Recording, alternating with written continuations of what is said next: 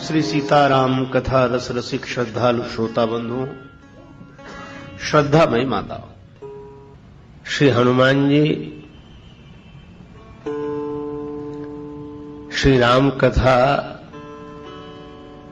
श्रवण के परम रसिक श्रोता हैं। श्री राम जी की कथा सुनकर हनुमान जी प्रसन्न होते हैं और हनुमान जी की कथा सुनकर भगवान श्री सीताराम जी प्रसन्न होते हैं। तो अब तक हनुमान जी सुनना चाहते थे इसलिए राम कथा होते थे। इस बार श्री सीताराम जी सुनना चाहते हैं इसलिए हनुमान जी की कथा हो रही है।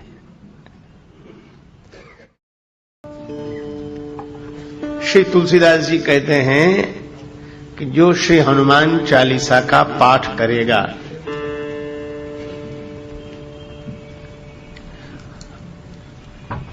उसे सिद्धि प्राप्त होगी।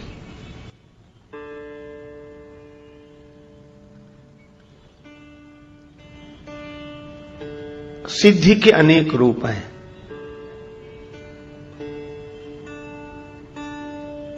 मन की शुभकामनाओं की पूर्ति हो जाना सिद्धि है। मन कामना सिद्धि नर पावा। भक्ति की याचना करते करते भक्त हो जाना सिद्धि है। परमात्मा की प्राप्ति हो जाए तो भक्ति की सिद्धि है और आत्मानुभूति हो जाए तो ज्ञान की सिद्धि है। जगत में राग न रहे तो वैराग्य की सिद्धि है। शुभ कामनाओं की पूर्ति हो जाए तो यह लौकिक दृष्टि से सिद्धि है। श्री तुलसीदास जी कहते हैं कि किसी भी तरह की सिद्धि हो श्री हनुमान चालीसा के पाठ से अवश्य मिल जाएगी और इसके साक्षी भगवान शंकर हैं। होए सिद्धि साखी गौरीशा। शंकर भगवान साक्षी क्यों है? जो भाग्य में नहीं होगा क्या वह भी श्री हनुमान चालीसा के पाठ से मिल जाएगा? मिल जाएगा। क्यों? क्योंकि जिनकी कीर्ति का गायन हुआ है इस ग्रंथ में उन हनुमान जी की महिमा ऐसी है। अघटित घटन सुघट विघटन ऐसी बिरदावली नहीं आने की। घटने वाली घटना को जो टाल दे, न घटे, और नहीं घटने वाली घटना को जो घटा दें, ऐसी शक्ति श्री हनुमान जी की है। इसीलिए जिन्हें साधना की असफलता से सिद्धि न मिली हो, भाग्य में नहीं होने से सिद्धि न मिली हो, वे श्री हनुमान चालीसा का पाठ करें। उन्हें भगवान की कृपा से हनुमान जी के बल से सिद्धि की प्राप्ति होगी। शंकर भगवान साक्षी हैं क्योंकि भाग्य में नहीं होगा तो शंकर जी ने गवाही भरी है, वे पूर्ति करेंगे क्योंकि भाव्यु मैटि सकहि त्रिपुरारी। इसलिए यह अत्यंत सरल शब्दों में छोटा सा ग्रंथ दिखाई भले ही देता हो पर इसकी महिमा महान है। जो यह पढ़े हनुमान चालीसा होए सिद्धि साखी गौरीशा। तो जिस ग्रंथ की ऐसी महिमा है उसी ग्रंथ रत्न का हम लोग इस बार भगवान श्री सीताराम जी की कृपा से चिंतन कर रहे हैं। और यह भी संयोग है, श्री हनुमान चालीसा की कथा का शुभारंभ गुरुवार से और श्री हनुमान चालीसा का आरंभ भी गुरु वंदना से। श्री गुरु चरण सरोज रज निज मन मुकुर सुधारि। वरणो रघुवर विमल यश योदायक फल चारि। और एक बात पर आपने शायद ध्यान न दिया हो, हनुमान चालीसा का आरंभ भी गुरु वंदना से है और हनुमान चालीसा का विश्राम भी गुरु वंदना से है। आरंभ हुआ श्री गुरु चरण सरोज रज और विश्राम हुआ कहां? जय जय जय हनुमान गोसाई, कृपा करहु गुरुदेव की नाई, कृपा करहु गुरुदेव की नाई। जय जय जय हनुमान गोसाई, कृपा करहु गुरुदेव की नाई।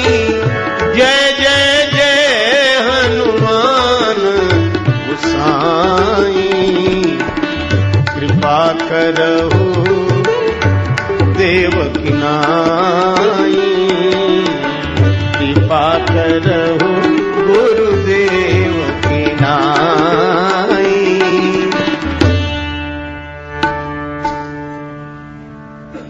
और इसका अर्थ है कि श्री तुलसीदास जी ने हनुमान जी को गुरुदेव के रूप में ही देखा है। क्यों देखा है? देखो, गुरुदेव की महिमा क्या है?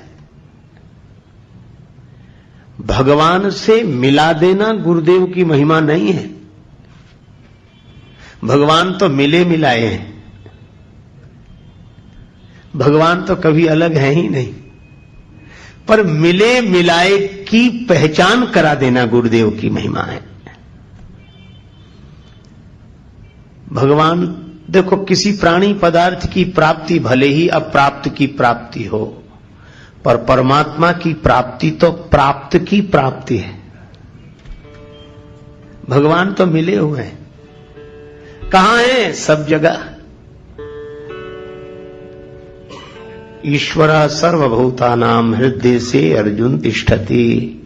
गीता गायक भगवान गोविंद कहते हैं कि वह परमात्मा सबके हृदय में बैठे हुए हैं। श्री तुलसीदास जी बार बार रामचरितमानस में कहते हैं, अस प्रभु हृदय अछत अविकारी, सबके उर अंतर बसहु जानहु भाव कुभाव। तो भगवान तो सबके साथ है।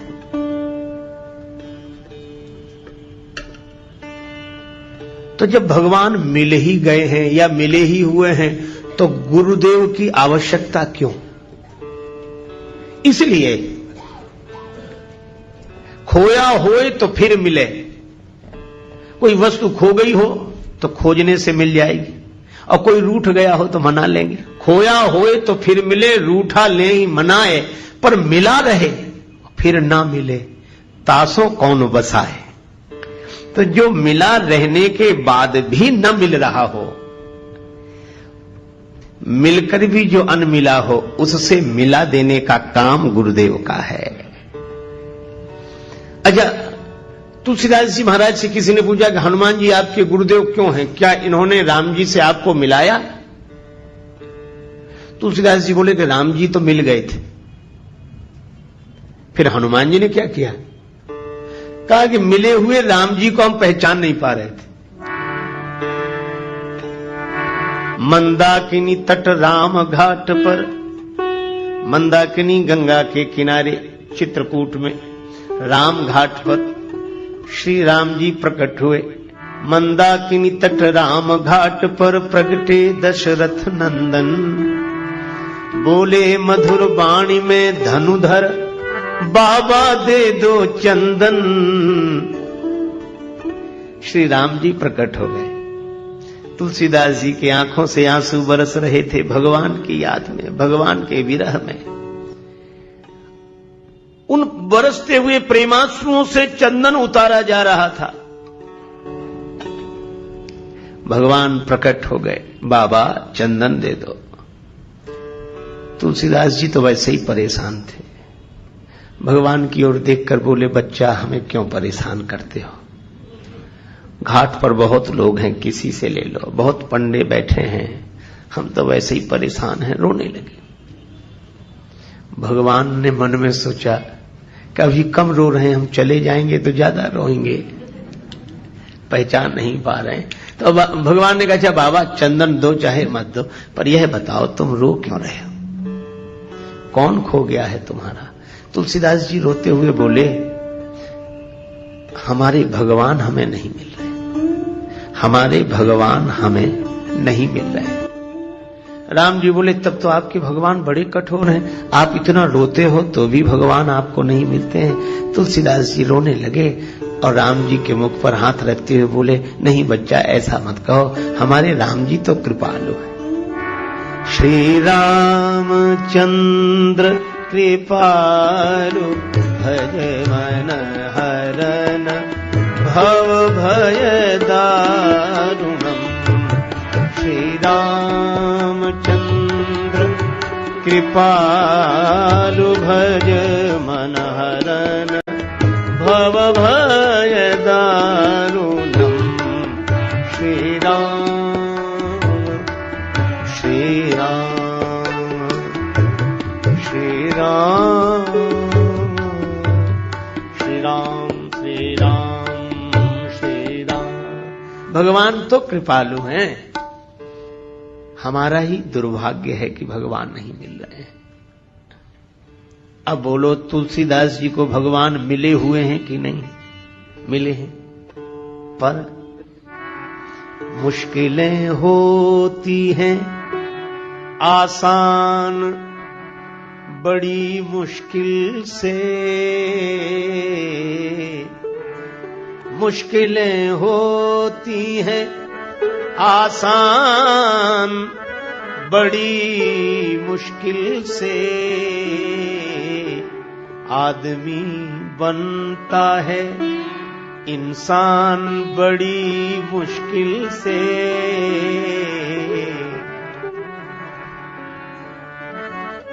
ढूंढने वाले को मिल जाते प्रभु हैं, लेकिन आंख कर सकती है पहचान बड़ी मुश्किल से। भगवान तो मिले हुए हैं पर फिर भी जान पहचान नहीं है। तो मिले हुए को बताया किसने? अचानक आवाज सुनाई पड़ी, श्री रघुवीर खड़े हैं सन्मुख, तुलसी तू क्यों रोता? सफल करो द्रग हनुमान जी बोले बनकर तोता। चित्रकूट के घाट पर भई संतन की भीड़, तुलसीदास चंदन घिसे तिलक देत रघुवीर। श्री हनुमान जी तोता बनकर आए। हनुमान जी भी सुखदेव हैं। श्री कृष्ण कथा के सुखदेव व्यास नंदन है और राम कथा के सुखदेव तो अंजनी नंदन है। हनुमान जी भी तोते के रूप में प्रकट हो गए और तुलसीदास जी से कहा कि राम जी तो सामने ही हैं, जिनके लिए आंसू बहा रहे हो, जिन्हें तुम खोज रहे हो, वो तो तुम्हारे सामने ही हैं। यही गुरुओं का उपदेश रहा है। तभी तो सदगुरुदेव नानक जी कहते हैं, काहे रे बन ढूंढन जाई, सर्व अलेपा सदा एक रस, तो ही संग समाई। काहे रे बन खोजन जाई। हनुमान जी ने भी वही किया। और आज जब श्री हनुमान चालीसा लिखने बैठे श्री तुलसीदास जी, तो याद आ गई कि भगवान तो मिले हुए थे, पर अगर हनुमान जी ने न बताया होता तो राम जी को देखकर भी मैं राम जी को नहीं देख पाता। और इसीलिए जब हनुमान जी ने बताया तो राम जी के चरणों में तुलसीदास जी गिर गए। लेकिन मन कबीरदास जी की तरह कह रहा था कि गुरु गोविंद दोऊ खड़े काके लागू पाए, बलिहारी गुरुदेव की जिन गोविंद दिया मिलाए। तो जब जब श्री हनुमान जी का स्मरण तुलसीदास जी करते हैं तो उन्हें यह घटना याद आई। तभी वे आरंभ करते हुए लिखने लगे, श्री गुरु चरण सरोज रज। तो हनुमान जी हैं गुरुदेव, उनके चरण हैं कमल, और चरण कमल की जो धूल है, रज है, वह गुरुदेव के चरण कमलों का पराग है। अच्छा, रज की आवश्यकता पड़ी क्यों? देखो, दूसरे को देखना हो तो आंख ठीक होनी चाहिए, पर अपने आप को देखना हो तो केवल आंख से काम नहीं चलता। आंख तो ठीक हो, पर दर्पण भी साफ सुथरा होना चाहिए। आंख ठीक देख लेती हो, पर दर्पण यदि पवित्र ना हो तो अपने आप को नहीं देखा जा सकता। दर्पण भी साफ सुथरा चाहिए और आंख भी ठीक चाहिए। तो गुरुदेव की चरण रज का काम क्या है? तुलसीदास जी रामचरितमानस के आरंभ में कहते हैं कि गुरुदेव की जो चरण धूल है, यह अंजन है। गुरुपद रज मृदु मंजुल अंजन, गुरुपद रज मृदु मंजुल।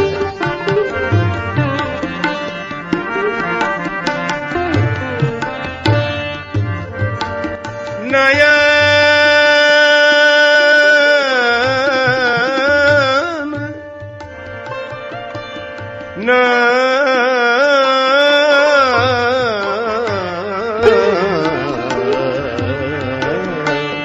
नयन अमीय दृग दोष विभंजन, गुरुपद रज मृदु गुरुपद रज मृदु गुरुपद रज मृदु। गुरुदेव के चरण कमलों की धूल अंजन है। अंजन जो आंख में आंजा जाए उसको अंजन, नेत्रों के दोष को दूर करने वाला हो वो अंजन। तो हनुमान जी महाराज हैं अंजनी नंदन, तो अंजनी नंदन है गुरुदेव, उनके चरण की धूली बन गई अंजन। आंखों के लिए कौन सी आंखें? मरमी सजन सुमति कुदारी, ज्ञान विराग नयन उर्गारी।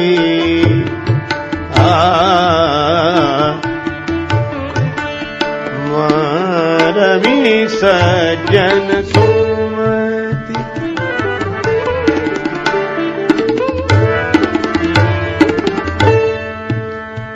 ज्ञान विराग नयन उर्गारी, यह दो आंखें जैसे बाहर की हैं, ऐसे ही दो आंखें भीतर की हैं, ज्ञान और वैराग्य। ज्ञान भी भीतर रहता है और वैराग्य भी भीतर रहता है। त्याग दिखाई देगा, क्रिया दिखाई देगी, कर्म बाहर दिखाई देता है, त्याग भी दिखाई देता है, लेकिन वैराग्य भीतर रहता है, वो दिखता नहीं, वो मन की दशा है। इसी तरह ज्ञान भी भीतर रहता है। ज्ञान के कारण बाहर दिखता है, पर ज्ञान तो भीतर ही रहता है। ये ज्ञान वैराग्य भीतर की आंखें हैं। अब ये आंखें हो गई खराब। आंखें भी कहीं खराब होती हैं। हां भाई, हो जाती हैं। कैसे? इन आंखों में जब मोतियाबिंद आता है तो आंख खराब हो जाती है। तो इन ज्ञान और वैराग्य की आंखों में भी मोतियाबिंद आ गया है। ज्ञान की आंख में द्वेष का मोतियाबिंद आ गया और वैराग्य की आंख में राग का मोतियाबिंद आ गया।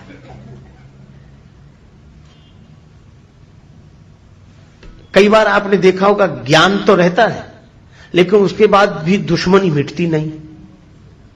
और ज्ञान किसका है? बोले अद्वैत का। और दुश्मन कौन है? बोले दूसरा आदमी हमारा दुश्मन है। ज्ञान कहता है कि दूसरा है नहीं। तो ज्ञान की आंख तो है, पर द्वेष का मोतियाबिंद आ गया। हमें ज्ञान तो अद्वैत का है, पर द्वंद्व द्वैत में बना हुआ है। यही ज्ञान की आंख में द्वेष का मोतियाबिंद आ गया।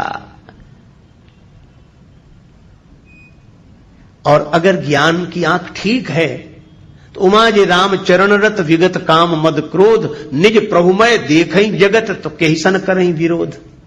फिर विरोध क्यों होगा? कोई प्रेम से भर जाए, भगवान को सर्वत्र देखेगा तो प्रेम से भर जाएगा। करूं में दुश्मनी किससे, कोई दुश्मन हो घर मेरा, मोहब्बत ने नहीं रखी जगह दिल में अदावत की। तो ज्ञान की आंख अगर ठीक ठीक देखे तो झगड़े ही मिट जाएं। पर एक बात है, कई बार यह प्रश्न उठता है कि कैसे ज्ञानी है? ज्ञानी है तो ये द्वंद्व क्यों? तो इसका मतलब यह अज्ञानी है? नहीं नहीं, मैं आपसे कहूं कि जिनके जीवन में द्वंद्व भी दिखाई दे, द्वेष भी दिखाई दे, तो ऐसा नहीं मानना चाहिए कि यह ज्ञानी नहीं है। अरे मोतियाबिंद आ जाए तो यह नहीं मानना चाहिए कि आंख नहीं है।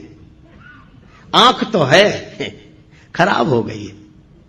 इसी तरह ज्ञान होने पर भी जिनके जीवन में परस्पर द्वंद्व झगड़े दिखाई दें तो यह समझना चाहिए कि ज्ञान की आंख तो ठीक है, द्वेष का मोतियाबिंद आ गया। आंख तो है, ज्ञान तो है। अच्छा बोलो, हम आप सबको ज्ञान है कि नहीं? ज्ञान तो है, पर आंख थोड़ी खराब हो गई। आंख तो है तो आंख नहीं लानी पड़ेगी, इसका इलाज कराना पड़ेगा। मैं भी आपसे निवेदन करता हूं कि आपको ज्ञान की जरूरत नहीं है, बस ये ज्ञान की आंख जो खराब हो गई है इसका इलाज कराने की जरूरत है बस। तो ज्ञान की आंख में द्वेष का मोतियाबिंद और वैराग्य की आंख में राग का मोतियाबिंद।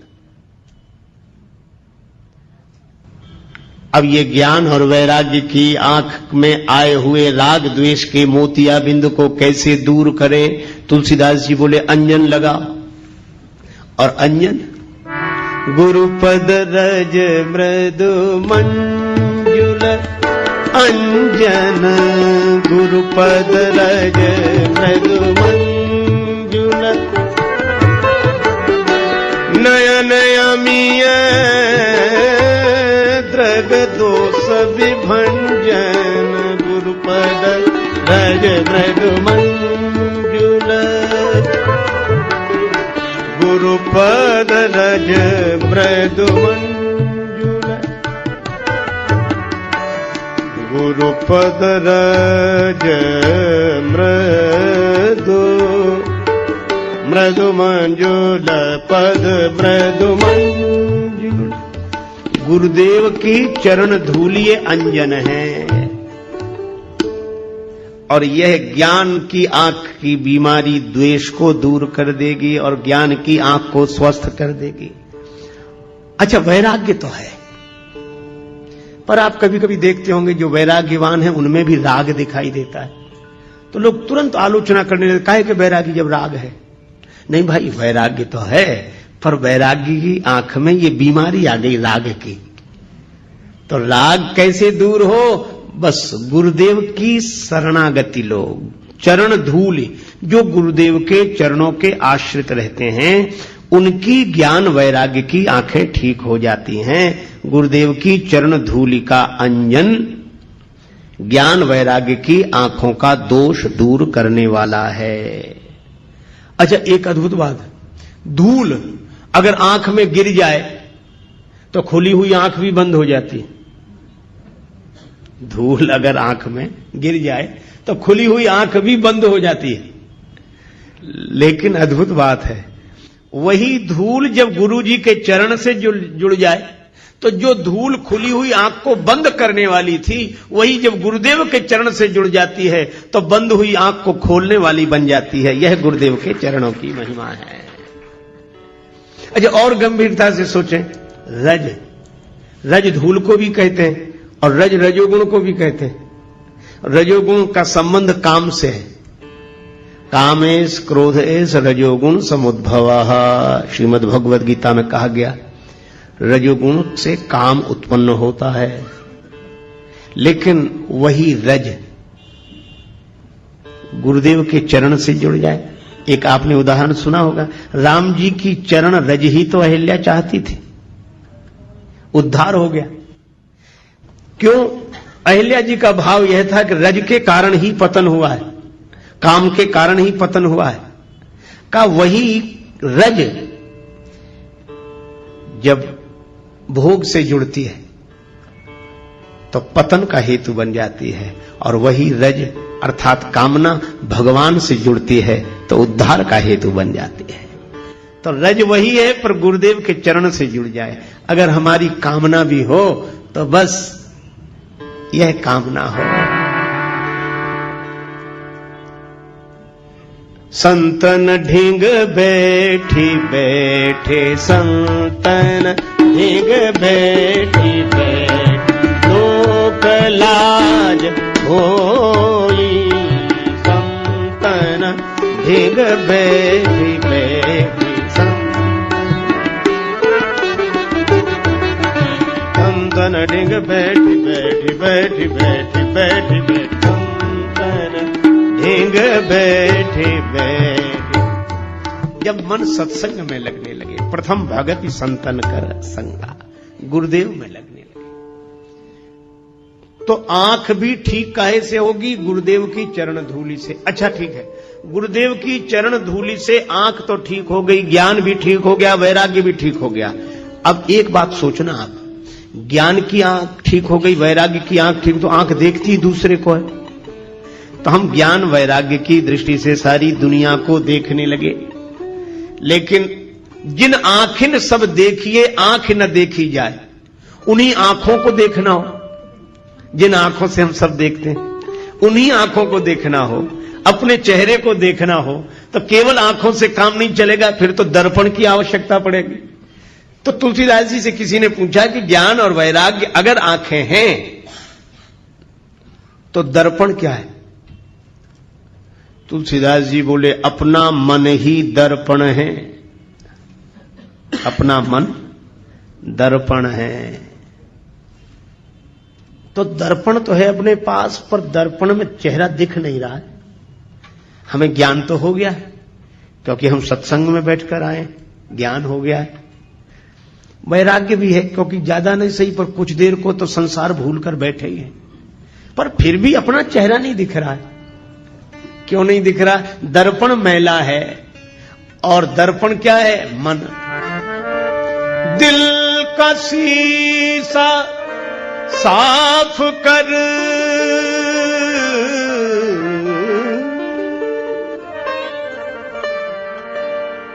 दिल का दर्पण साफ कर, दूर कर अभिमान को,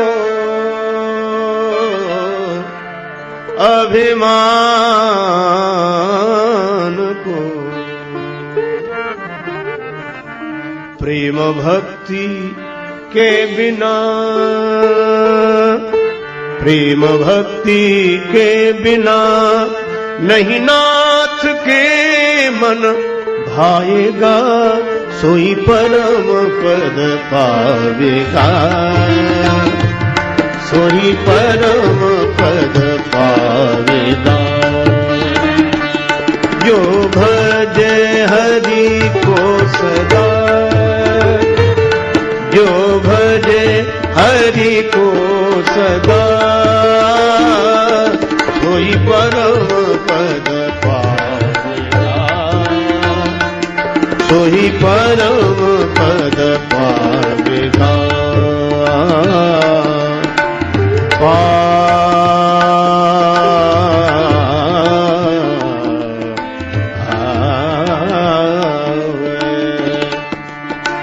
परम पद पावेगा, सोही परम पद पावेगा।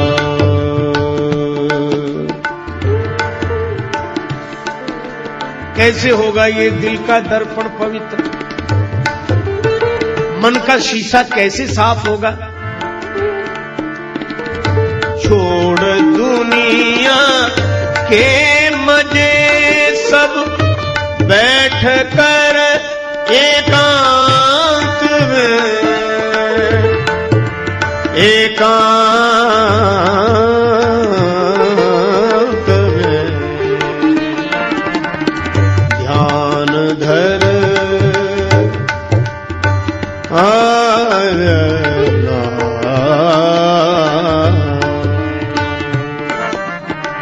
ध्यान धर गुरु के चरण का, ध्यान धर गुरु के चरण का, तो प्रभु मिल जाएगा, सोई परम पद पावेगा, सोई परम पद पावेगा, सोई परम पद, सोई परम पद, सोई परम पद पावेगा।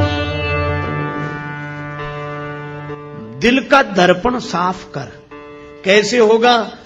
कहा कि गुरुदेव की चरण रज दो काम करती है, गुरुदेव की चरण धूल दो काम करती है। ज्ञान वैराग्य की आंख ठीक करने के लिए, राग द्वेष का मोतियाबिंद दूर करने के लिए अंजन का काम करती है। क्योंकि नियरे होए सूझत नहीं, लानत ऐसी जिंद, तुलसी या संसार को भयो मोतिया बिंद। तो ज्ञान वैराग्य की आंखों का, राग द्वेष का मोतिया बिंद दूर करने के लिए गुरुदेव के चरण कमलों की धूल अंजन है। और मन का दर्पण अगर साफ करना हो तो बस वही धूल उस दर्पण पर डाल दो। आपने देखा राख से, मिट्टी से साफ किया जाता है। तो जैसे आप राख से कोई चीज साफ करते हैं, मिट्टी से साफ करते हैं, तो पहले तो उसे लगा लेते हैं और उस पर पानी डालते हैं, तो राख या धूल अलग होती है पर उसको साफ कर देती है। इसी तरह गुरुदेव की चरण धूली अपने मन के दर्पण में लगाकर फिर प्रेम के आंसुओं का जल गिराओ, मन का दर्पण निर्मल हो जाएगा। और इसीलिए तुलसीदास जी यहां कहते हैं, श्री गुरु चरण सरोज रज रज सुधार कर, किसके लिए? निज मन मुकुर सुधार। अपना मन रूपी दर्पण ठीक कर लें और अपना मन जैसा होगा वैसा ही चेहरा दिखाई देगा। तो मन पवित्र हो जाए। निर्मल मन जन सो मोहि पावा। निर्मल मन जिसका होता है उसे भगवान मिलते हैं। तो मन की निर्मलता से मिलते हैं भगवान, और गुरुदेव की कृपा से होता है मन निर्मल। तो यहां से श्री तुलसीदास जी हनुमान चालीसा आरंभ करते हैं। यह मन पवित्र क्यों कर रहे हो? वर्णो रघुवर विमल यश, विमल जस जो दायक फलचारी। गुरुदेव की चरण रज का अंजन बनाकर, ज्ञान वैराग्य की आंखें पवित्र करके, गुरुदेव की चरण धूलि से मन रूपी दर्पण को पवित्र करके, मैं श्री राम जी के चरित्र का वर्णन कर रहा हूं। वर्णौ रघुवर विमल जस। अच्छा एक बात बताओ, हनुमान चालीसा में तो हनुमान जी की महिमा ही गाई गई, पर वर्णौ रघुवर विमल जस कह रहे हैं मैं राम जी का पवित्र यश वर्णन कर रहा हूं। राम जी का यश वर्णन कर रहे हैं और महिमा हनुमान जी की गा रहे हैं। क्यों? तुलसीदास जी बोले मैं हनुमान जी का स्वभाव जानता हूं, वैसे आएंगे ही नहीं बुलाने पर। एक ही है कारण उन्हें बुलाने का। ये कहो वर्णौ रघुवर विमल जस। हम राम जी के गुण गा रहे हैं, राम जी का पवित्र यश गाना चाहते हैं, तो हनुमान जी तुरंत आ जाएंगे। क्यों आ जाएंगे? क्योंकि रामचरित सुनीवे को रसिया, रामचरित सुनीवे को रसिया, राम लखन सीता मन बसिया, राम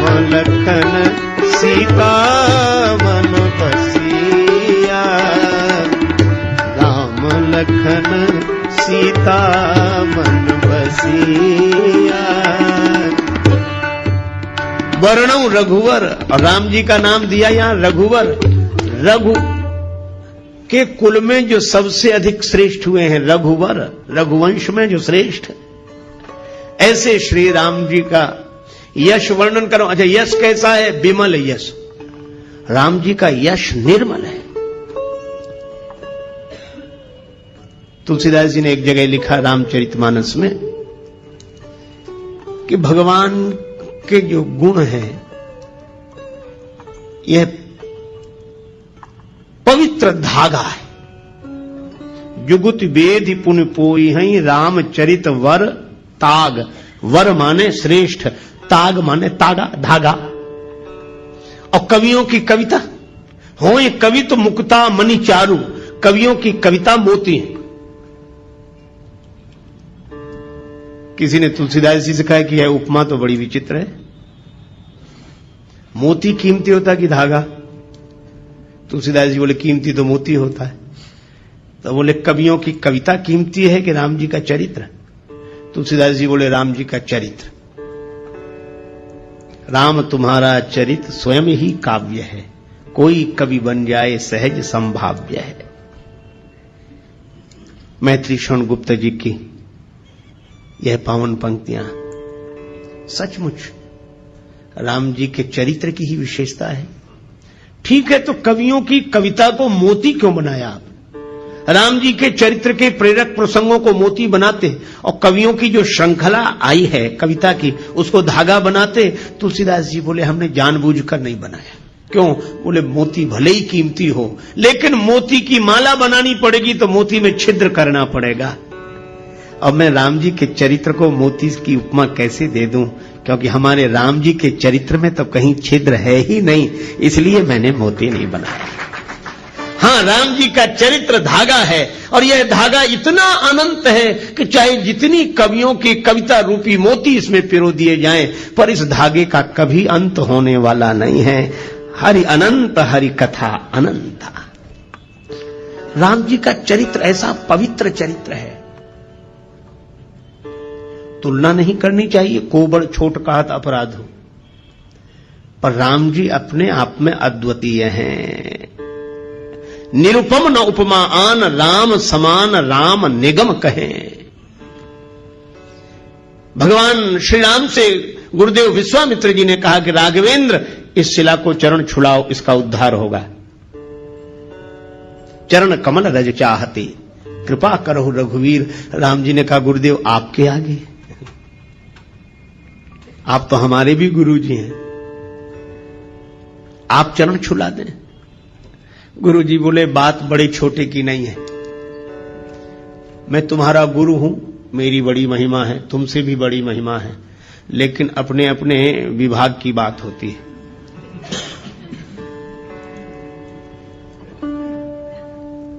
कहीं कहीं चेले की महिमा गुरु से भी अधिक होती है। राम जी बोले सो कैसे?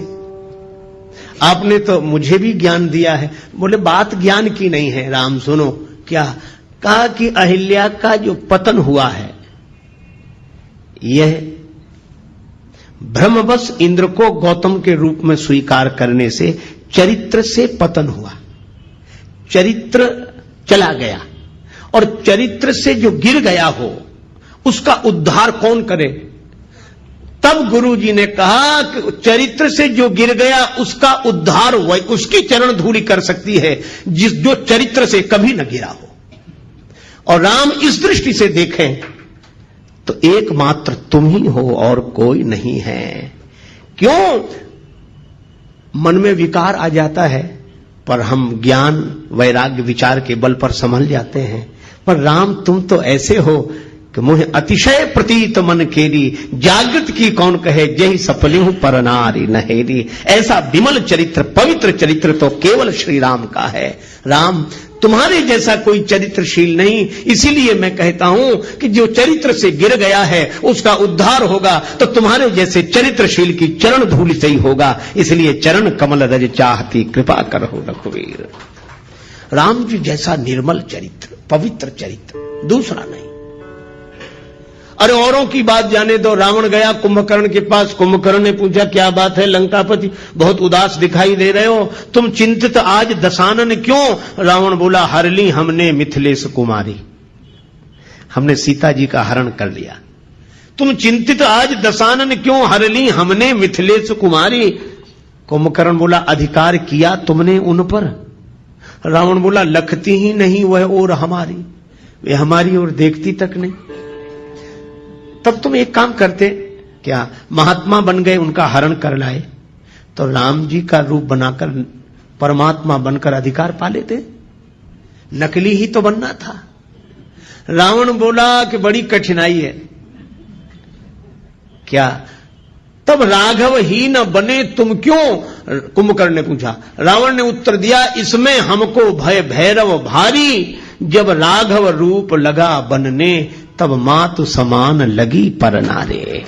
जब मैं राम जी का चिंतन करने लगा तो मेरे मन से वासना चली गई। ऐसा पवित्र चरित्र है राम का। विश्वामित्र जी ने कहा कि राम चरित्र की दृष्टि से जो पवित्रता तुम्हारे अवतार में है वह अन्यत्र दुर्लभ है, इसलिए मैं तुम्हारा गुरुजी हूं, पर अहिल्या का उद्धार तो तुम्हारी ही चरण धूलि से होगा। ऐसा राम जी का वर्णौ रघुवर विमल यश, ऐसा पवित्र चंद्र। देखो चंद्र कितना भी ऊंचा रहे पर फिर भी कलंक है, कलंक लगा है चंद्र में, घटता बढ़ता रहता है। लेकिन हमारे रामचंद्र ऐसे चंद्र हैं जो निष्कलंक चंद्र हैं, जिनमें घटने बढ़ने की घटना नहीं होती, सदा एक रस निर्मल पवित्र चंद्र श्री रामचंद्र है। तुलसीदास जी कहते हैं ऐसे राम जी का यश वर्णन कर रहा हूं। कैसा है यश का? वर्णौ रघुबर विमल यश, राम जी का चरित्र विमल है।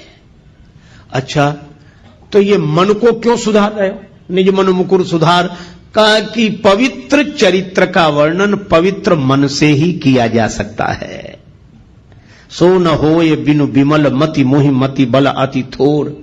तो ये पवित्र मन हो जाए तो कैसे होगा? बोले पहले मन पवित्र हुआ, श्री गुरु चरण सरोज रज निज मन मुकुर सुधारी, वर्णौ रघुवर विमल जस। मैं राम जी के पवित्र यश का वर्णन करना चाहता हूं, इसलिए श्री हनुमान जी मेरा मन निर्मल कर दो। किसी ने पूछा क्यों करना चाहते हो, क्या फायदा है? आजकल तो बड़ी कठिनाई है, बिना फायदे के आदमी कुछ करता ही नहीं है। किसी से कहो भजन करो, करें तो क्या फायदा? अच्छा बहुत सी चीजें हैं। एक आदमी ने हमसे बार बार कहा, बहुत तंबाकू गुटखा खाते थे, बार बार मुंह भरने, फिर कहें आप भजन की कहते हो क्या फायदा? बोले आप जब जब भजन की कहते हो हमें तो बड़ी परेशानी लगती, करें क्या फायदा? हमने कहा अच्छा एक बात बता दो, तुम ये बार बार तंबाकू गुटखा खाते हो, इससे क्या फायदा? सो बोले कहे तो ठीक रहे, फायदा तो कुछ नहीं। हमने कहा फिर क्यों? बोले आदत पड़ गई। तो हमने कहा कि बिना फायदे के ये खा सकते हो, बिना फायदे की सोचे ये सड़ी गली चीज खा सकते हो, तो क्या भगवान का भजन बिना फायदे की सोचे नहीं कर सकते हो? छोड़ो फायदे की मत सोचो, तुम तो भजन करो, और जिस दिन इसमें रस आ जाएगा उस दिन फायदे की नहीं सोचोगे, भजन किए बिना रहा नहीं जाएगा। लेकिन इसका यह अर्थ नहीं कि फायदा होगा नहीं, जरूर होगा, लेकिन फायदे की तरफ मन मत ले जाओ। तुलसीदास जी से किसी ने पूछा कि आप राम जी का विमल यश गा रहे हैं, क्या फायदा, क्या मिलेगा? तुलसीदास जी बोले क्या नहीं मिलेगा? जो दायक फल चार, ये चार फल प्रदान करेगा, धर्म अर्थ काम और मोक्ष। राम जी का चरित्र गाने वाला। देखो जब व्यक्ति बोलता है ना, दिमाग से बोलता है, कोई बात कहता विचार दिमाग से, लेकिन जब कोई गीत गाता है तो दिल से। ये गीत हृदय के अधिक समीप है, विचार बुद्धि के समीप है। तो जब कोई गाता है तो हृदय से। और मैं आपसे कहूं कि राम जी का गुण कोई हृदय से गाएगा, और जब हृदय राम जी के गुणों से भरा हुआ होगा, ऐसे आदमी के द्वारा अधर्म कभी हो ही नहीं सकता। जब होगा धर्म ही होगा। तो यह राम कथा का गाना और सुनना व्यक्ति को धर्म से जोड़ता है। धर्म, अर्थ, भगवान के गुण गाने वाला, सुनने वाला, उसके जीवन में अर्थ रहेगा ही। क्यों रहेगा? क्योंकि भगवान नारायण है, और जो भगवान के गुण गाएगा, भगवान के चरण कहां आ जाएंगे? उसके हृदय में। ये यही कथई स्नेह समेता, कहीं हई सुनी हई समुझ सचेता, होई हई राम चरण अनुरागी, कलिमल रहित सुमंगल भागी। भगवान के चरणों का अनुराग उसके मन में आ जाएगा। तो भगवान के चरण कहां आ जाएंगे? उसके हृदय में, उसके जीवन में। और जब मैं आपसे एक बात पूछता हूं, लक्ष्मी जी को दुनिया भर में ढूंढो, कहां मिलेंगी? भगवान के चरणों में। भगवान नारायण के चरण दबाते हुए ही तो लक्ष्मी जी मिलती हैं। इसीलिए जो भगवान के गुण गाएगा उसका जीवन धर्ममय हो जाएगा। जो भगवान के गुण गाएगा, सुनेगा, और भगवान के चरण उसके मन में आ गए, तो भगवान के उन चरणों की सेवा करने के लिए लक्ष्मी जी अर्थ बनकर उसके जीवन में आ जाएंगी। धर्म, अर्थ। और जो राम जी के गुण गाकर ऐसे मस्त हो जाए कि उसकी कोई कामना न रहे, प्रेम में भर जाए। विभीषण जी ने यही कहा कि लंका का राज्य पाने की वासना पहले थी, उर कछु प्रथम वासना रही, प्रभुपद प्रीति सरित सो बही। आपका प्रेम उमड़ गया, तो वो भी इच्छा नहीं रही। हमें कुछ नहीं चाहिए, कुछ नहीं चाहिए, हमारी कोई इच्छा नहीं, कोई कामना नहीं। भगवान ने कहा कि तुम्हारी कोई इच्छा नहीं, पर अब हमारी इच्छा हो गई। तुम निष्काम हो गए तो हम सकाम हो गए। अब हमारे मन में इच्छा है। यद्यपि सखा तव इच्छा नाही, मोर दरस अमोघ जग माही। तो भगवान के मन में भक्त की इच्छा पूर्ण करने की इच्छा हो जाए, तो उसकी कौन सी कामना ऐसी होगी जो पूरी ना हो जाए? वह पूर्ण काम हो जाएगा। इसलिए धर्म, अर्थ, काम। और जो भगवान के अनुराग में डूब गया है, उसे जगत का राग बांध नहीं सकता। इसलिए मोक्ष तो उसको सहज प्राप्त हो गया। वर्णो रघुवर विमल जस जो दायक फल चार। यह हनुमान चालीसा के दोहे का आशय है। श्री गुरु चरण सरोज रज, निज मन मुकुर सुधारे। मुकुर माने दर्पण। वर्णो रघुवर विमल यश, जो दायक फल चार। अच्छा, जब यह सब जानते हो तो राम जी के गुणों का वर्णन शुरू करो। चारों फल मिलेंगे, करो शुरू। तुलसीदास जी बोले, भगवान का यश है विमल, और बुद्धि भी कैसी चाहिए? विमल सो न होय बिनु विमल, मति मोहि मति बल अति थोर। करो कृपा, सब कृपा करो, मुझे पवित्र बुद्धि की प्राप्ति हो जाए। तो अब किससे कृपा की याचना कर रहे हो? तुलसीदास जी बोले, बुद्धिहीन तनु जान के, सुमिरो पवन कुमार।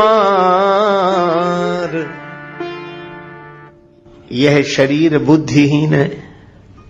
शरीर तो है पर इसमें समझ नहीं है, इसलिए हनुमान जी का स्मरण करना। अच्छा, बुद्धि नहीं है तो हनुमान जी से क्यों मांग रहे हो? बोले इसलिए हनुमान जी बुद्धि के भंडार हैं। बुद्धिमताम वरिष्ठम और ज्ञानी नाम अग्रगण्यम। ज्ञानियों में अग्रगण्य हैं, बुद्धिमानों में सर्वश्रेष्ठ हैं। तो जो बुद्धि के भंडार हैं, जो जिस चीज का भंडार हो उससे वही चीज मांगी जाती। हनुमान जी, आप बुद्धिमान हैं, आप बलवान हैं, और आप विद्यावान हैं। इसलिए तीनों चीजें हमें दे दो। बल बुद्धि विद्या देहु मोहि, हरहु कलेश विकार।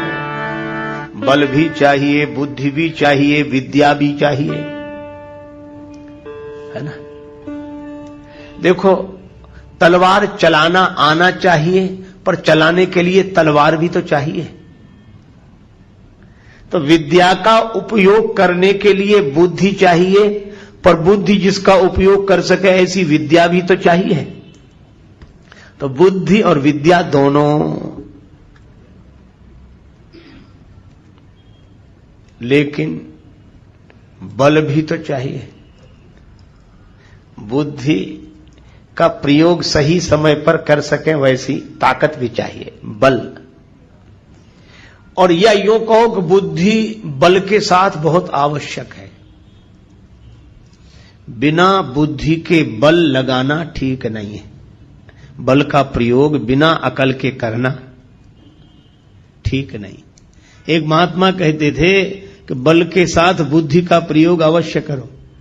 क्यों? यदि बिना बुद्धि के बल का प्रयोग कर दिया तो दो ही जगह जाएंगे, या सेंट्रल जेल में या अस्पताल में। अकल नहीं लगाई और ताकत लगा दी, और इतने बड़े से लड़ गए जिसकी बराबरी के हम नहीं थे।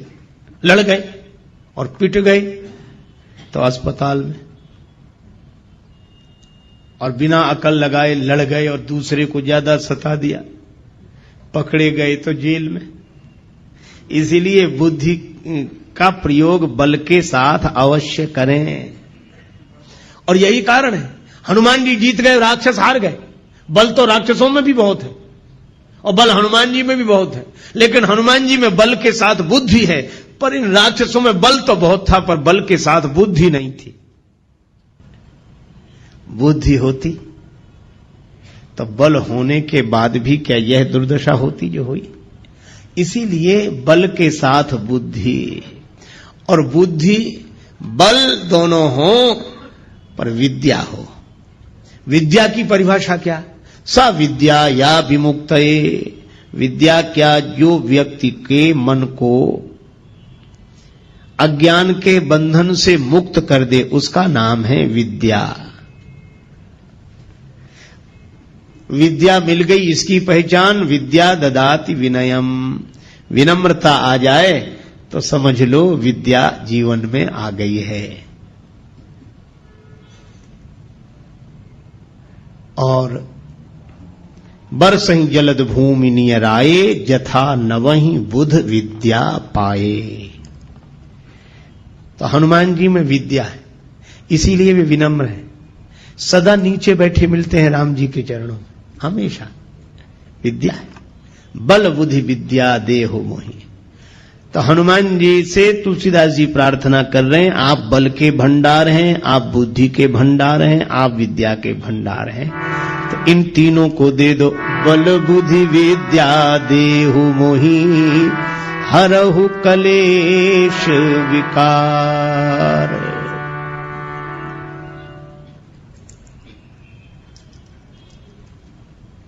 देखो, कलेश दूर हो जाए। राग द्वेष ये कलेश है। अभिनिवेश, अस्मिता, अविद्या, अविद्या, अस्मिता, अभिनिवेश, राग द्वेष, यह 5 क्लेश हैं योग शास्त्र के अनुसार। ये क्लेश मिट जाएं, विद्या होगी तो अविद्या नहीं होगी, विनम्रता होगी तो अस्मिता नहीं होगी, वैराग्य होगा तो अभिनिवेश नहीं होगा, और ज्ञान वैराग्य जब होंगे तो न राग होगा न द्वेष होगा। ये 5 क्लेश मिट जाएं। बल बुद्धि विद्या देहु मोहि, हरहु कलेश और विकार, काम क्रोध मोह, लोभ मोह मद मत्सर, ये 6 विकार हैं, 6 विकार हैं। काम क्रोध लोभ मोह मद मत्सर। मत्सर का अर्थ है दूसरे से ईर्ष्या करना, मत्सर। मद का अर्थ है अभिमान। मोह का अर्थ है एक ही जगह रुके रह जाना, अटक जाना। देखो, कभी आपने देखा ना, किसी गीत की रिकॉर्ड बज रहा हो, ऐसे सुई चलती है उस पर, ग्रामोफोन पहले रहता, तो कभी कभी हम लोग बचपन में देखते उसकी सुई एक जगह अटक जाती थी तो उतना गाती रहती थी। किसी को अच्छा नहीं लगा, अरे बंद करो ये, तो वो तुरंत ठीक करता था। मैं आज भी देखता, मोह का अर्थ यही है कि जिसकी सुई एक ही जगह अटक जाए वो उतना ही गाना, उतना ही निकले, उतना ही अटक जाना। गीत चलता रहे है ठीक है, लेकिन अटक जाना, जो अटका वही भटका। तो अटको मत, चलते चलो, हम तो हमारी मस्ती में झूमते चले हैं। ये मोह है, अटक जाना। देखो गुलाब के फूल के मूल में, उसकी डाली में भौरा रुका ही रहा। गुलाब के फूल झड़ गए, पत्तियां गिर गईं, किसी ने भौरे से कहा कि जाओ। भौरा बोला, यही आशा अटक्यो रहो अली गुलाब के मूल, हुई है बहुरी बसंत ऋतु इन डारन बेफूल। फिर खिलेंगे गुलाब, हम डाली तो छोड़कर नहीं जाते। ये मोह। कमल संपुटित होने लगा, कमल के बंद होने का समय आया, भौरा फिर भी बाहर नहीं निकला, भ्रमण नहीं निकला, उसी में कैद हो गया। किसी ने कहा तुम तो काठ को चीर कर निकल जाते हो, कमल के कोमल पत्ते को चीर कर निकल जाओ। बोले निकलने की जरूरत क्या है, सवेरा होगा, सूर्योदय होगा, कमल खिलेगा, फिर पराग का पान करेंगे। अहो मोह महिमा बलवाना। और तब तक सूर्योदय होने के पूर्व ही एक मतवाला हाथी आया, उस कमल को मूल सहित तोड़ कर ले गया, खा गया। भौरे का जीवन भी समाप्त हो गया। इसी तरह मोही मन यह सोचता है कि अटके रहो, फिर रस लेने के लिए अटके रहो, तब तक काल का मतवाला हाथी आकर जीवन ही नष्ट कर देता है। ये मोह। मत्सर, दूसरे से ईर्षा, मद माने अभिमान। जो मिला है, देखो अभिमान कब आता है, मिली हुई चीजों पर ध्यान जाता है तो अभिमान आता है, मिली हुई विशेषताओं पर ध्यान जाता है तो अभिमान आता है, और देने वाले पर जब ध्यान जाता है तो अभिमान चला जाता है, फिर भगवान दिखाई देते हैं, अभिमान नहीं। मद, मत्सर, दूसरे से ईर्षा, अपनी तरफ कम ध्यान, दूसरे की तरफ ज्यादा। अपना दुख उतना दुख नहीं है जितना कि दूसरे का सुख नहीं देखा जा रहा है। मत्सर, मोह, मद। और इसी तरह काम क्रोध लोभ चार, ये काम क्रोध लोभ मोह चार, मद मत्सर, ये 6 विकार हैं। लोभ है, जो मिला है वह छूटे नहीं कभी, यह लोभ है। अच्छा देखो, लोभ और लालच में अंतर है। दूसरे का मिल जाए ये लालच है, लेकिन लोभी कौन, बोले दूसरे का मिले चाहे न मिले पर हमारा न जाए, ये लोभ है। काम, कोई ना कोई इच्छा बनी ही रहे, कभी शांति से नहीं बैठ पाते। अच्छा कभी भी आप देखना, मन को देखते रहना, यह हमेशा कुछ ना कुछ चाहता रहता है कि नहीं, अगर ऐसा हो जाता तो, ऐसा हो जाता तो, ऐसा हो जाता तो। ये ऐसा हो जाता तो ही इस होने में सुख से नहीं रहने दे रहा है, हो जाता तो हो जाता। ये काम विश्रामहारी, इस काम के कारण ही विश्राम नहीं मिलता, और इसमें कहीं विघ्न पड़ जाए तो क्रोध प्रकट हो जाता है। काम पूर्ति पर बढ़ता लोभ, चलो कामना पूरी हो गई तो, और कामना पूरी तो हो गई। अच्छा एक बात बताओ, जितने काम से भरे हुए मन वाले हैं हम लोग, अच्छा हम लोगों ने कोई भी चीज 2 बार मांगी? आप प्रयोग करके देखें, क्या हमारी तो एक बार, तो एक बार मिल जाओ, बस एक बार मिल जाओ, इच्छा है एक बार मिल जाओ, बस एक बार। और ये एक बार करते करते अनेक बार जन्म जन्म के मर गए, अनेक बार। अनेक बार कोई कहता ही नहीं, एक बार। ये कामना कहती है एक बार, लेकिन अनेक बार भी तृप्त नहीं होगी, हो नहीं सकती। और इसमें विघ्न पड़ जाए तो क्रोध उत्पन्न होता है, और कामना पूरी न हो तो क्रोध उत्पन्न हो जाता है, कामना पूरी हो जाए तो लोभ उत्पन्न हो जाता है। काम पूर्ति पर बढ़ता लोभ, नहीं मिले तो होता क्षोभ। क्रोध अग्नि में जीवन को मत व्यर्थ जलाना रे, मुसाफिर चलते जाना रे, मुसाफिर चलते जाना रे। ना अटको ना भटको ये है देश बिराना रे, मुसाफिर चलते जाना रे, चलते जाना रे, मुसाफिर चलते जाना रे।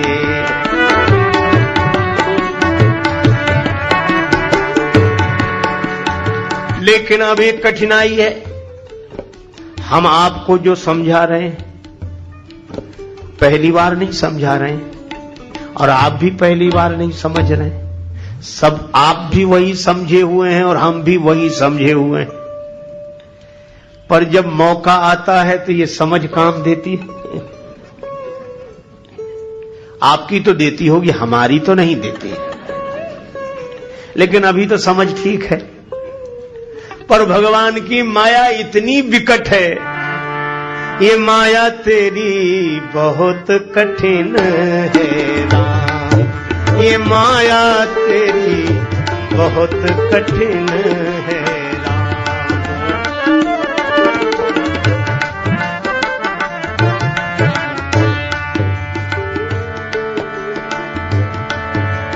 दुख में सुख दिखला के बनाती, दुख में सुख दिखला के बनाती, बड़ों बड़ों को गुलाम बहुत कठिन है राम, ये माया तेरी बहुत कठिन है राम,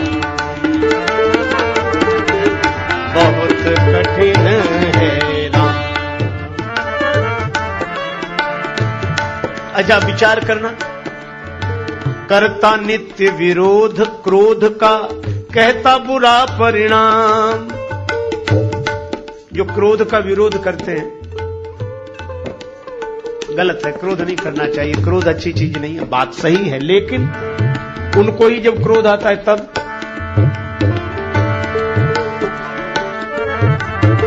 होता क्रोधित स्वयं तो होती वाणी बिना लगाम, ये माया तेरी बहुत कठिन है राम, ये माया तेरी बहुत कठिन है राम।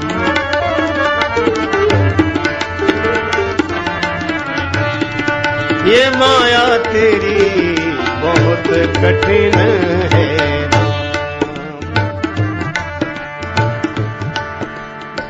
रक्त मांस हड्डी के ढेर पर मढ़ा हुआ है चाम, रक्त मांस हड्डी के ढेर पर चढ़ा हुआ है चाम, सभी जानते हैं, लेकिन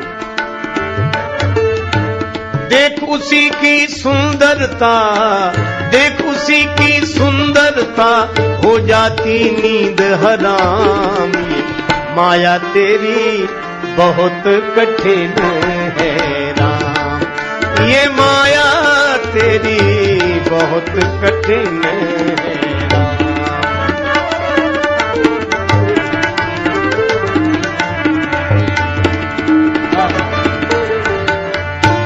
कठिन है राम।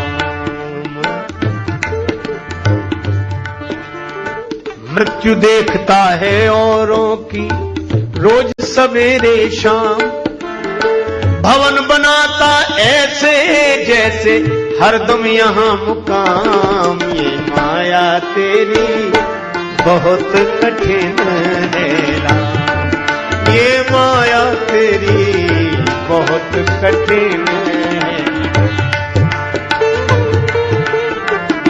बहुत कठिन है राम।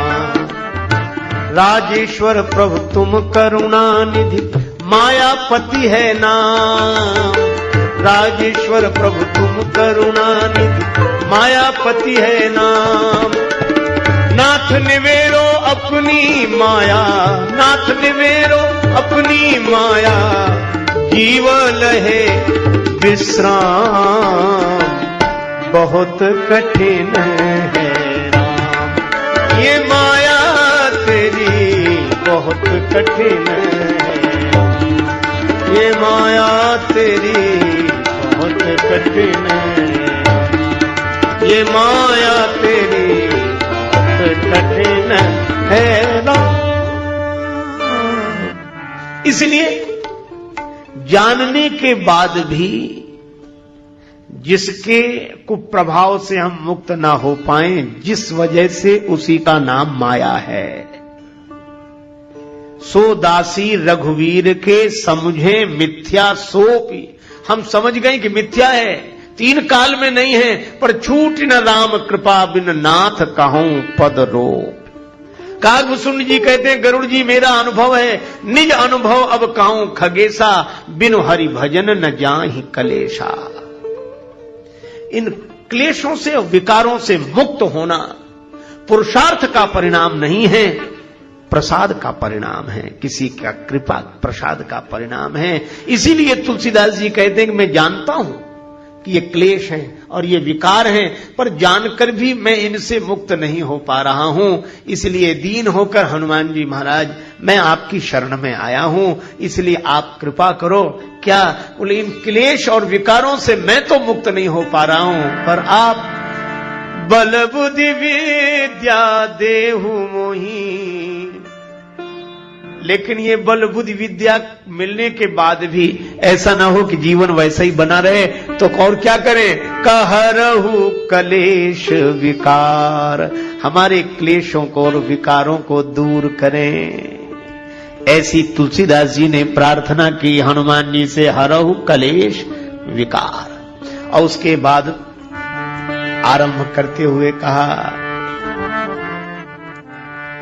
जय हनुमान ज्ञान गुण सागर, जय कपीश तिहु लोक उजागर। राम दूत अतुलित बल धामा, अंजनी पुत्र पवन सुत नामा। जय हनुमान ज्ञान गुण सागर, जय हनुमान ज्ञान गुण सागर। जय कपीश तिहु लोक उजागर। राम दूत अतुलित बल धामा, अंजनी पुत्र पवन सुत नामा। जय हनुमान हनुमान,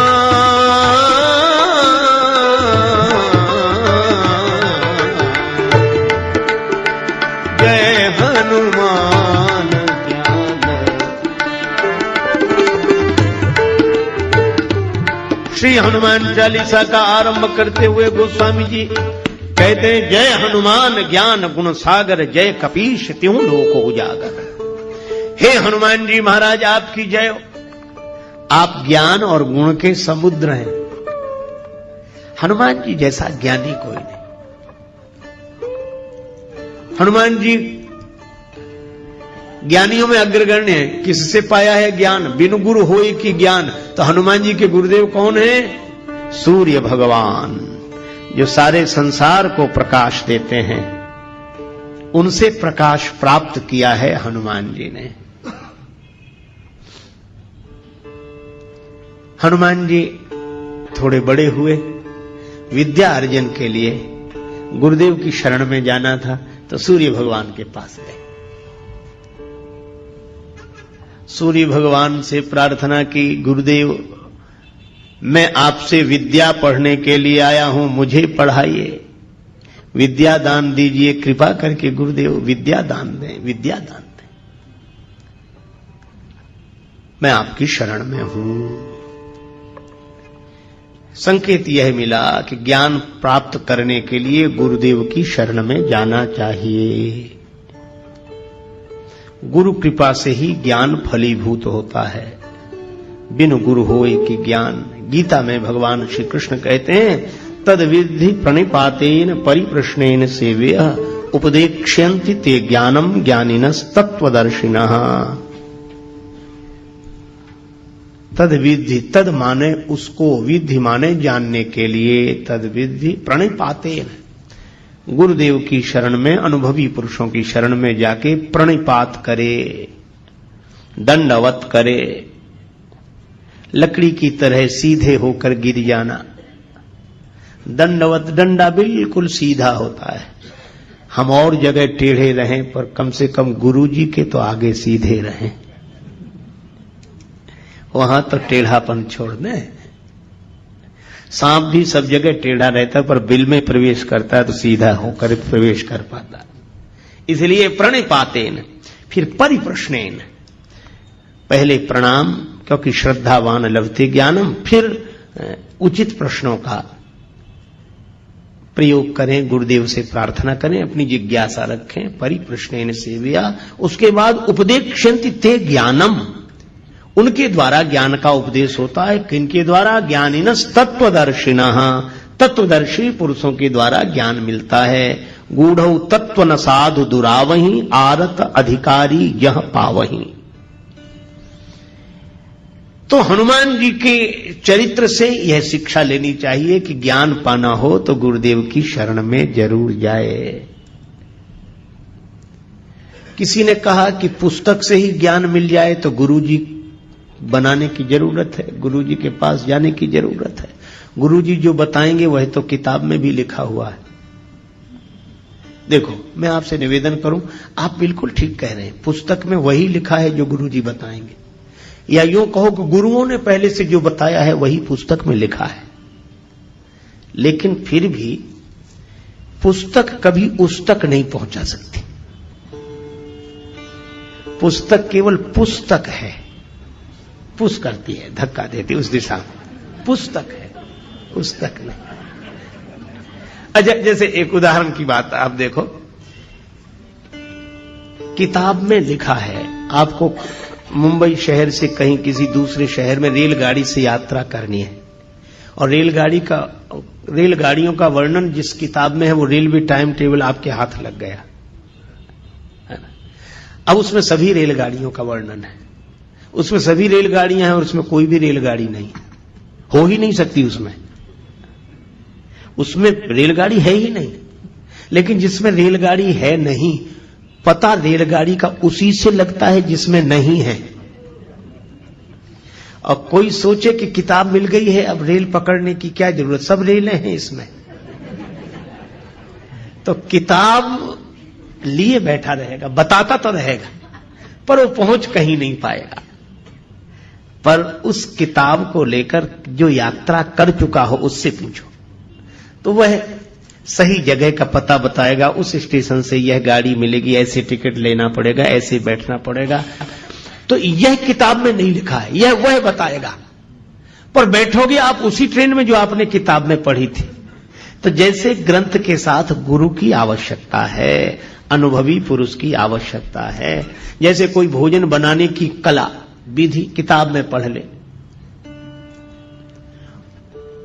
और वो सोचे कि बस इतनी देर पानी को गर्म करे तब दाल डाले उसमें, मान लो उसमें 15 मिनट लिखा हो और आग ही न जल रही हो और घड़ी देखकर कोई दाल डाल दे, पानी गर्म क्या कुनकुना भी नहीं हुआ था। अब कहे भाई किताब में लिखा था। अच्छा, या इतनी आग तेज हो कि वो 15-10 मिनट में ही खौलने लगे पानी, हम 15 मिनट का इंतजार करें क्योंकि किताब में लिखा है। इसीलिए अनुभवी की आवश्यकता है। बिन गुरु होय कि ज्ञान, ज्ञान की होय विराग बिन। ग्रंथों का मर्म समझने के लिए भी गुरुजनों की शरण में जाना चाहिए। यह परंपरा है और यह परंपरा अनुभवी पुरुषों की है। ये कोई नासमझ लोगों की बनाई हुई व्यवस्था नहीं है। अच्छा, वैसे भी देखो, मैं ब्रह्म हूं यह पढ़कर जान लेने के बाद भी जब तक गुरुदेव के द्वारा नहीं सुनते कि तत्त्वमसि त्वम ब्रह्म हो, तब तक वह ब्रह्मानुभूति होती नहीं है। इसलिए हमारे गुरुदेव भगवान कहते थे, जब तक आत्म लखे नहीं कोई सुखी न होई, और बिन सदगुरु के लखा न जावे भेष पंथ हो कोई। बिन गुरु होई कि ज्ञान हो नहीं सकता। इसीलिए हनुमान जी के चरित्र से यह शिक्षा लेनी चाहिए कि हनुमान जी तो इतने बड़े ज्ञानी। अच्छा, जहां गुरु जी के पास गए वहां तो वो बचपन में ही पहुंच गए थे, बाल समय रवि भक्ष लियो। लेकिन हनुमान जी जानते हैं कि वह एक छलांग थी, और जीवन में जो घटता है वो किसी छलांग से नहीं है, उसकी व्यवस्था है। उसके आधार पर परंपरा का पालन करना चाहिए, परंपरा नहीं तोड़नी चाहिए। हनुमान जी सोचते वो बचपना था, पर व्यवस्था तो यह है। इसीलिए वे सूर्य भगवान की शरण में गए और विधिवत प्रार्थना की कि मैं आपका शिष्य होना चाहता हूं, मुझे मंत्र दो, मुझे ज्ञान दो, मैं आपका शिष्य हूं, बनना चाहता हूं। सूर्य भगवान ने सोचा कि केवल मंत्र देना होता तब तो कोई बात नहीं, पर ये तो पढ़ने के लिए रहेगा। सूर्य भगवान ने सोचा कि इस बालक को पहले भी कभी देखा है, कौन है ये? अरे याद आया, ये वही है जो बचपन में एक बार आया था। सूर्य भगवान ने सोचा ऐसे विद्यार्थी को पास रखना ठीक नहीं है, पढ़ते पढ़ते कब भूख लगावे। तब तो उतनी दूर थे, तो छलांग लगा के आ गया, यहां तो गुरु जी सामने ही रहेंगे। सूर्य भगवान ने सोचा कि देखो, मन में सोचा ऐसे विद्यार्थी को पास रखना ठीक नहीं है। तो बोले ऐसा है कि हम चलते फिरते गुरु जी हैं, एक जगह तो रहते नहीं, कल कहीं थे, आज कहीं, और उसके बाद फिर कहीं। तो पढ़ो तो ऐसे गुरु जी के पास रहकर पढ़ो जो एक जगह रहते हो, तो तुम भी वहीं रहो और उनके आश्रम में रहो, पढ़ो। अब हमारे साथ कैसे, हम तो सुबह कहीं और शाम कहीं और दोपहर कहीं और रात कहीं, कोई ठिकाना तो है नहीं।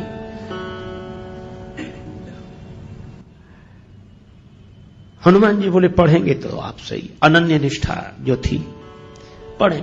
कैसे पढ़ोगे, हम तो चलते फिरते हैं। हनुमान जी बोले तो हम चलते फिरते विद्यार्थी बन जाएंगे, आप जहां जहां चलोगे हम भी साथ साथ चलेंगे, आपकी सेवा करेंगे, पढ़ते चलेंगे। आप भी तो कहीं ना कहीं दोपहर को रहते होगे, रात को हम भी रहेंगे, आपके साथ ही, बस साथ ही रख लो बस। सूर्य भगवान ने सोचा यह विद्यार्थी विचित्र, गले ही पड़ गए। तो सूर्य भगवान ने कहा कि हमारे साथ रहोगे तो भी पढ़ नहीं सकोगे। क्यों? हमारे पीछे पीछे चलोगे तो हमारी पीठ तुम्हारी तरफ होगी, और हमारे आगे आगे चलोगे तो तुम्हारी पीठ हमारी तरफ होगी, तो पढ़ाई कैसे होगी? गुरु शिष्य तो आमने सामने बैठे तब ना पढ़ाई हो। हनुमान जी बोले हाँ यह बात जरूर है। सूर्य भगवान बोले इसीलिए कह रहा हूं कि घर जाओ, पढ़ नहीं पाओगे, ऐसे कैसे पढ़ोगे? हनुमान जी थोड़ी देर रुके। बुद्धिमताम वरिष्ठम, हनुमान जी तो बुद्धिमानों में श्रेष्ठ है। तुरंत बोले इसका भी हल निकल आया गुरु जी। सूर्य भगवान बोले इसका क्या हल है? हनुमान जी बोले हम आपके आगे उल्टे उल्टे चलेंगे, किसी की पीठ किसी की तरफ, आपके आगे उल्टे चलेंगे।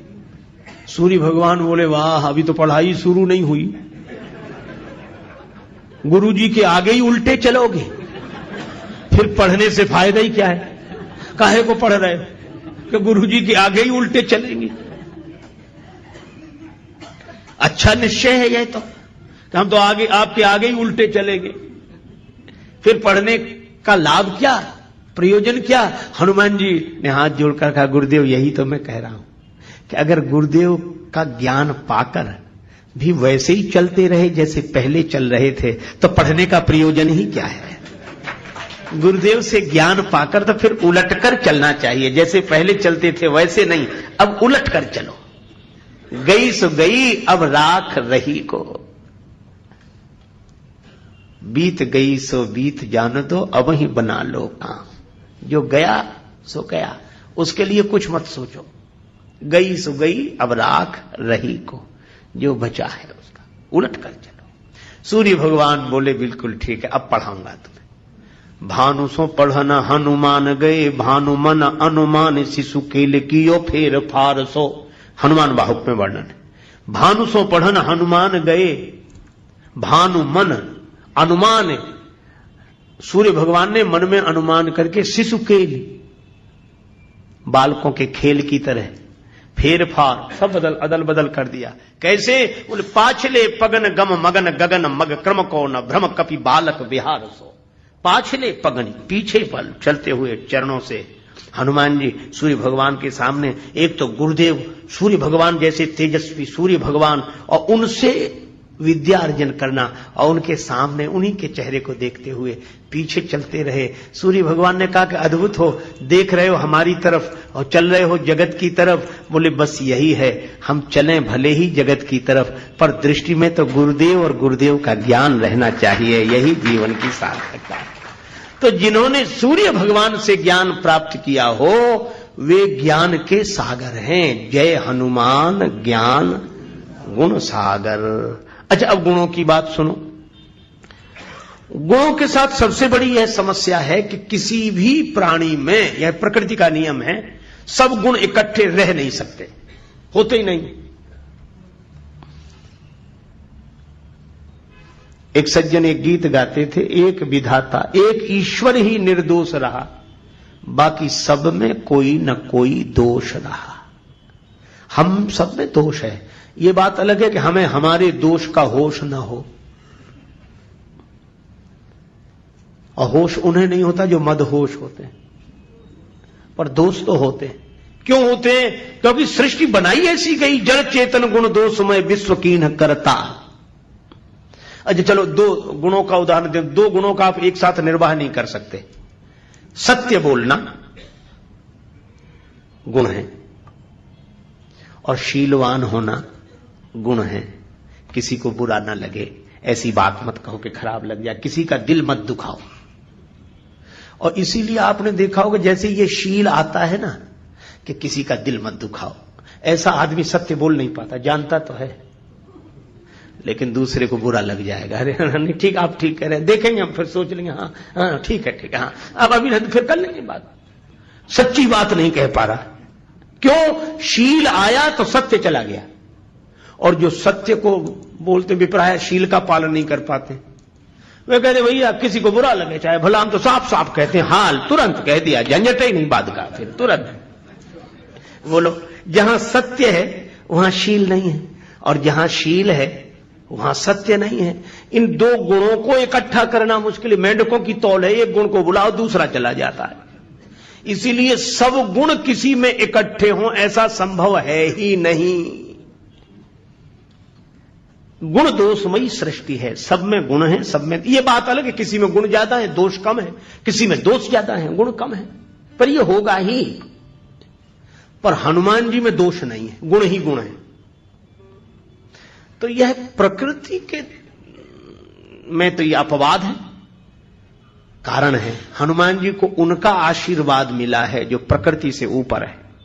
प्रकृति जिनके हाथ में, जो प्रकृति के हाथ में होते हैं उनमें गुण दोष दोनों होते हैं, लेकिन प्रकृति से ऊपर जो है उनका हाथ जिनके माथ पर होता है उनमें गुण ही गुण होते हैं, दोष नहीं होते हैं। तो हनुमान जी में गुण आए कब से? केवल एक बात कह के चर्चा को विराम। गुण आए कब से? हनुमान जी जब गए, रावण का वध हो गया तो जानकी माता को संदेश देने गए। दूरी ही ते प्रणाम कपि कीन्हा, रघुपति दूत जानकी चीन्हा। दूर से हनुमान जी ने प्रणाम किया, जानकी माता ने देख लिया कि हनुमान जी को। हनुमान जी ने कहा माता राम जी की जय जयकार हो रही, उन्होंने रावण आदि राक्षसों पर विजय श्री प्राप्त कर ली, माता आप मुक्त हो गई। जानकी माता के आंखों से खुशी के आंसू बरसने लगे। श्री जानकी माता बोली, का देऊं तो ही त्रैलोक के महा कपि किमपि नहीं बानी समा। हनुमान इस शुभ संवाद के बदले में मैं तुम्हें क्या दूं? मेरे पास कुछ नहीं है, मैं तुम्हारी ऋणियां रहूंगी, ऋणी हूं। हनुमान जी बोले, मां ऐसा मत कहो, मां के पास सब कुछ होता है पर मेरे पास तो कुछ नहीं, आशीर्वाद दो मां, बेटे का सबसे बड़ा धन तो मां का आशीर्वाद है। तो जानकी माता ने कहा कि अगर आशीर्वाद की बात है तो बेटा हनुमान मैं यही कह रही हूं, क्या सुन सुत सदगुण सकल तव हृदय बसहु हनुमंत, सानुकूल कौशलपति रहई समेत अनंत। हनुमान सारे सदगुण तुम्हारे भीतर निवास करें। प्रकृति भी मौन हो गई। जब जानकी माता ने आशीर्वाद दे दिया तो हम क्या करें। इसलिए हनुमान जी में कोई दोष नहीं, गुण ही गुण। जय हनुमान ज्ञान गुण सागर। और हनुमान है इसलिए ज्ञान गुण सागर हुए हैं। हनुमान का अर्थ जिसने अपने मान का हनन कर दिया हो, जो अभिमान रहित हो। ज्ञान और गुणों के सागर होने के बाद भी जो अभिमान रहित हैं, उन हनुमान जी महाराज की जय हो, जय हो, जय हो।